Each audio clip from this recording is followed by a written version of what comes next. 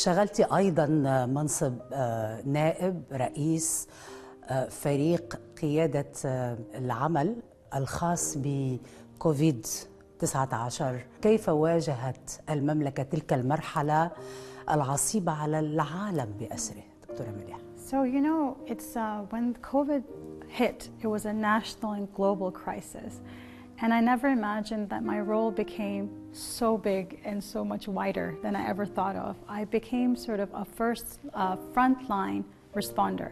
Now, if you think about that in different countries, it might be a physician, but my role was really taking care of making sure that the business kept running, because many places were either in lockdown, or they were closed, or they were working remotely.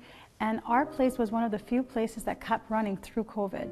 And I actually supported in the development of a special task force, a COVID-19 task force team, to really ensure that all the regulations and all the policies that were coming through, they're properly instilled in the community. And not only that, I developed two very special labs. I got them constructed, and they were specifically for PCR testing.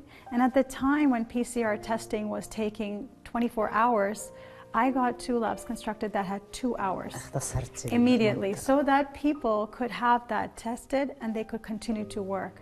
So my role was so expansive, and I was working day and night, 24/7. My phone was on. People who were coming in from overseas, I wanted to make sure they felt at home, they didn't miss their loved ones. And I really put in a lot of hard work in that. That was one of my times where I didn't know day from night, because I was very absorbed, and it's like, khidma for the nation and for the world, because I'm a person who loves service, to be able to be there for mankind. And this was an opportunity where I could really bring that forth, and my passion for people came out. I also had mental health virtual check-ins. So we had people just check in to see everyone's okay. There was so much depression at that time. Yeah, and fear. There was so much fear.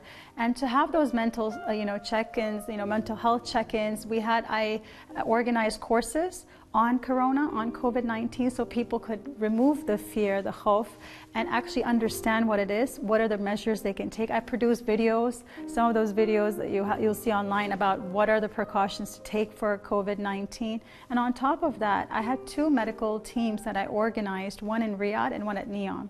And those medical teams that I organized were doctors who were available 24/7 for absolutely anybody, so that no one felt the fear that if they were walking around that they might catch it or whatnot. So courses, I had courses, I had virtual mental health check-ins, I had two labs set up, for PCR testing with so fast, and that was not possible at that time. I'm talking about beginning of COVID. Slowly, in 2 years, you got to 2 hours, but I got it sort of endorsed within the first year to have 2-hour check-ins. So that has been something very special to my heart, because that's a period that I really was able to serve to the fullest. I put in all my capacity to be there for everyone.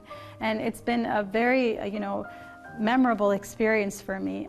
Aside from that, I was also a part of the COVID task force team of the World Economic Forum and the World Health Organization.